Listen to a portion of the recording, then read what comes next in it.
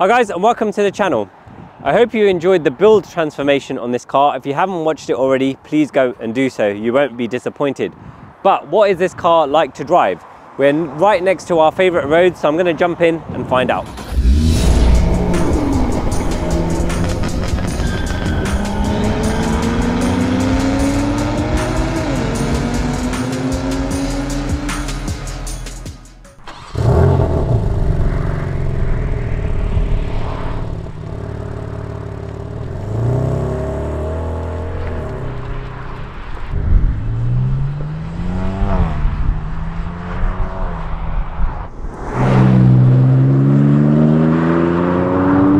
After the transformation we've done on the M3 Touring, I thought I'd give my initial driving impressions.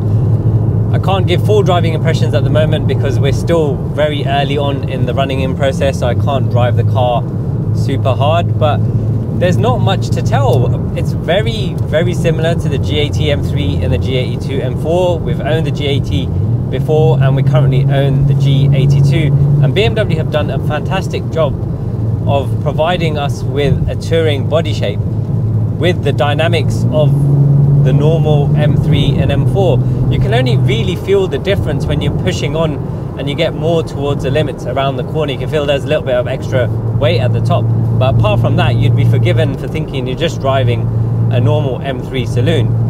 In terms of the interior of this is updated compared to our G82, so it has new ID8. It took me a little while to get used to it because it's all touchscreen. They've moved some of the climate controls, which was the biggest factor for me, onto the touchscreen, but I've got used to it now.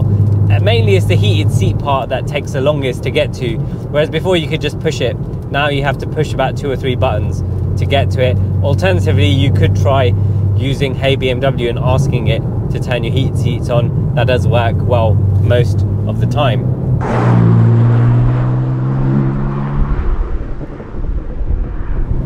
In terms of the changes we've made to this car, they've been vast, as you've seen from the video. As I said, if you haven't seen that video, please watch it. It's very well worth your while. I'll put a link to it so you can check it out. The main change we've made in terms of the looks is the CSL front end. I really like that. For me, it's very aggressive, but because it's on the CSL, it's very factory at the same time. We've carried on those touches around the outside, and the rear of the car we have the Remus titanium exhaust. Now in the video, a lot of people saying it sounds the same. That's only because we did just the axle back. Since the video, we've now fitted the rest of the OPF back system, so this is still fully road legal, and it actually sounds very decent. You can hear it from inside the cabin, and from outside the car it is a noticeable difference.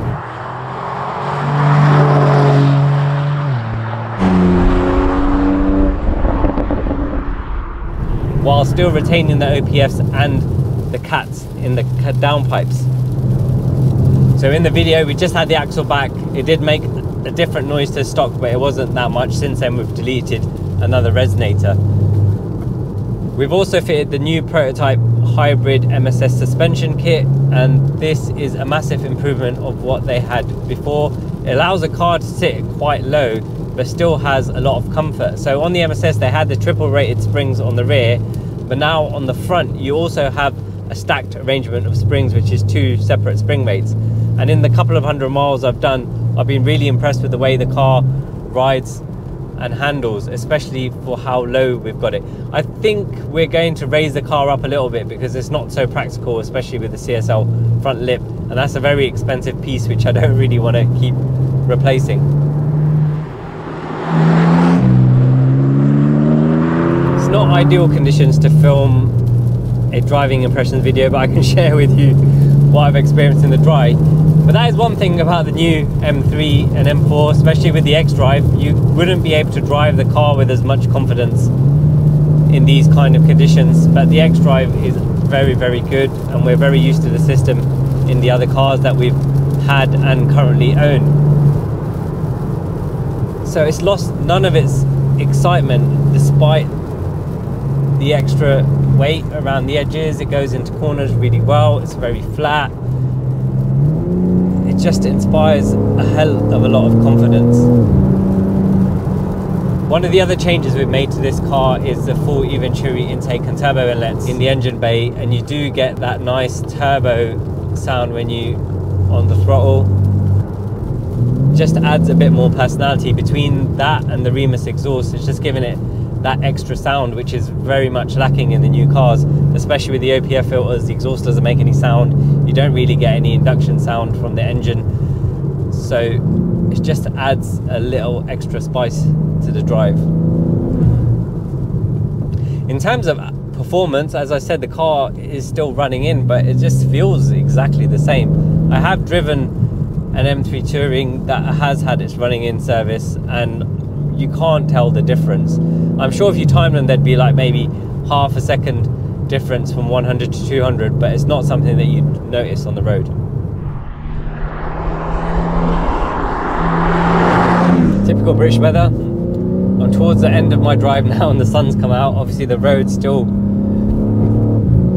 quite wet, but the car is very sure-footed.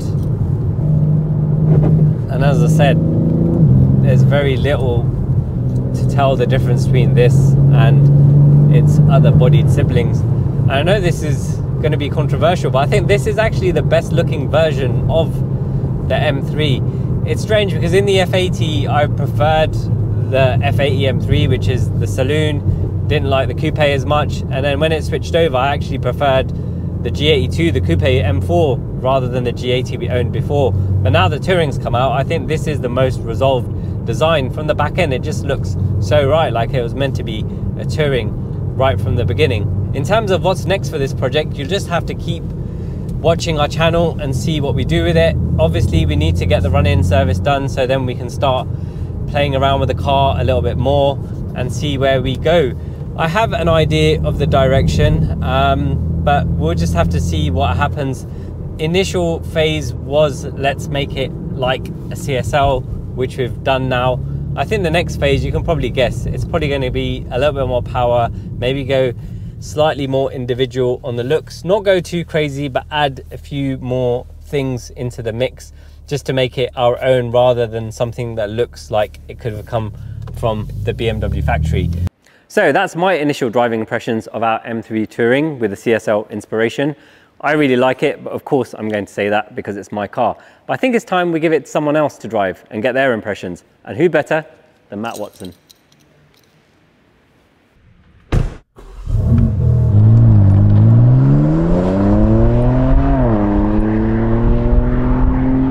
Thank you so much for watching, guys. If you liked the video, please remember to smash that like button, and if you haven't already, please subscribe to our channel. If you want to join the conversation, please drop a comment below and we'll try our best to respond to you. If you want to watch more of this project, you can do so over here. If you want to watch what YouTube thinks you might like from our other content, you can do so over here.